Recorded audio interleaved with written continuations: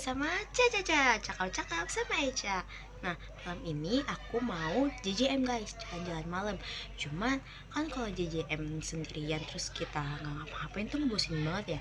Nah, daripada kita bosen JJM, aku mau ngajakin kalian nemenin aku ngobrol. Nah, sambil ngobrol sambil JJM, nah aku mau ngebahas soal apa ya? You didn't have to cut me off. Jadi aku hari ini mau ngebahas soal asam basa guys. Nah, kira-kira asam basa tuh apa sih? Kalian ada yang tahu gak kira-kira asam basa tuh apa?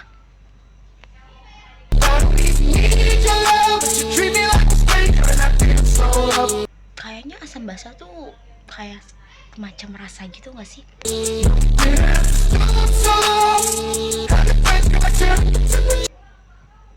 Aku juga kurang tahu deh guys, nanti aku bakal coba jelasin ke kalian ya.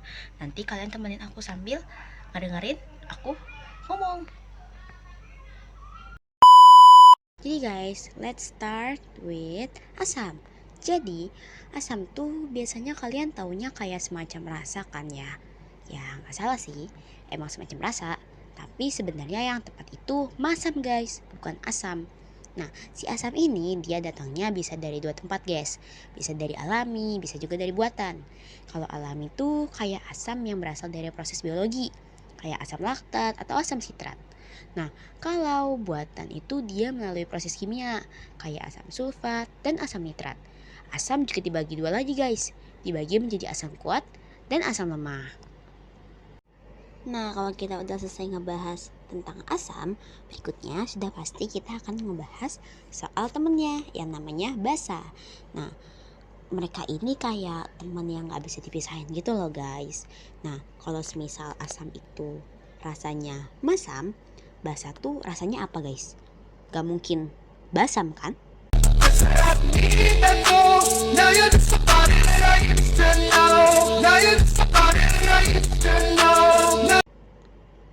Nah, rasanya basa itu rasanya itu pahit guys. Kayak si asam juga, basa itu datangnya dari dua tempat juga guys. Bisa dari alami, bisa juga dari buatan. Nah, kalau alami itu bisa dari organisme gitulah, kayak amonia. Kalau buatan itu bisa dari industri, kayak NaOH. Nah guys, seperti yang udah aku bilang nih, asam basa itu sahabat yang gak bisa dipisahkan. Jadi di antara kedua hal ini ada yang namanya indikator.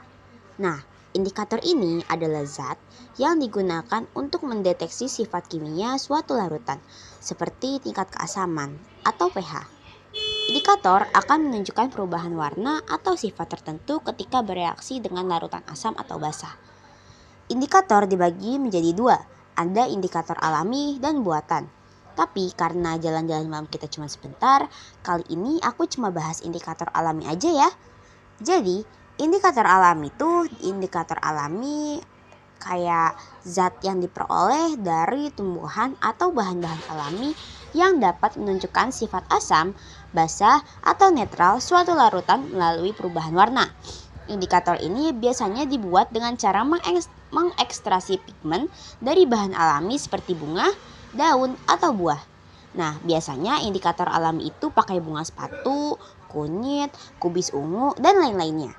Kayak tumbuh-tumbuhan yang kalau dicampur air, nanti dia warnanya pekat gitu deh. Aku kasih contoh, semisalnya bunga sepatu. Nah, kalau semisal bunga sepatu itu ngandung antosianin guys. Dia tuh kayak bertanggung jawab banget soal pigmen warna dalam tumbuhan. Nah, bunga sepatu ini kalau dikenain asam, nanti warnanya akan menjadi merah muda.